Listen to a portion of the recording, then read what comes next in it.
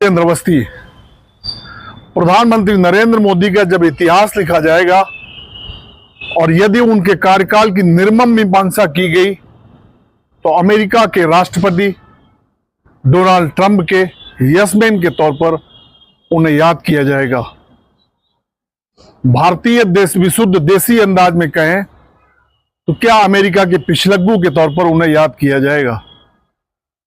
दोस्तों, ऐसा हम इसलिए कह रहे हैं कि एक लंबी फेहरिस्त है जहां प्रधानमंत्री को जब खड़ा होना चाहिए था तब उनकी जुबान खामोश है।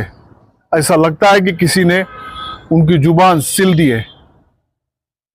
हम ऑपरेशन सिंदूर से अगर शुरुआत करें, भारत पाकिस्तान के बीच चले इस बेहद छोटे संघर्ष में विराम का ऐलान अमेरिका से हुआ, लेकिन प्रधानमंत्री नरेंद्र मोदी ने कभी उस पर अपनी जुबान नहीं खोली।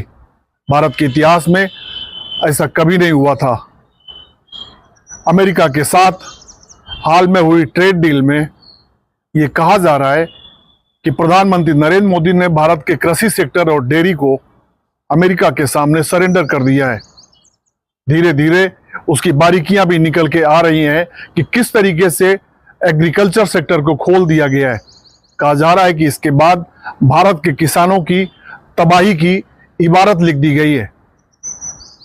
दोस्तों, एप्स्टीन फाइल की अगर हम बात करें, एप्स्टीन फाइल में प्रधानमंत्री नरेंद्र मोदी का नाम जोड़ा जा रहा है। यहां तक कि अमेरिका के राष्ट्रपति डोनाल्ड ट्रंप ने जो बयान दिया है कि मैं मोदी का पॉलिटिकल करियर बर्बाद नहीं करना चाहता, वो भी एप्स्टीन फाइल से ही जोड़ा जा रहा है।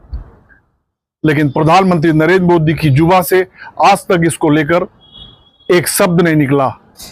ईरान के सुप्रीम लीडर खामेनेई की इजराइल और अमेरिका ने मिलकर हत्या कर दी। ईरान के साथ भारत के ऐतिहासिक संबंध रहे हैं, बावजूद इसके प्रधानमंत्री नरेंद्र मोदी की जुबान से ईरान के लिए दो शब्द नहीं निकले। ईरान के साथ खड़े होने की तनिक भी उन्होंने जहमत नहीं उठाई।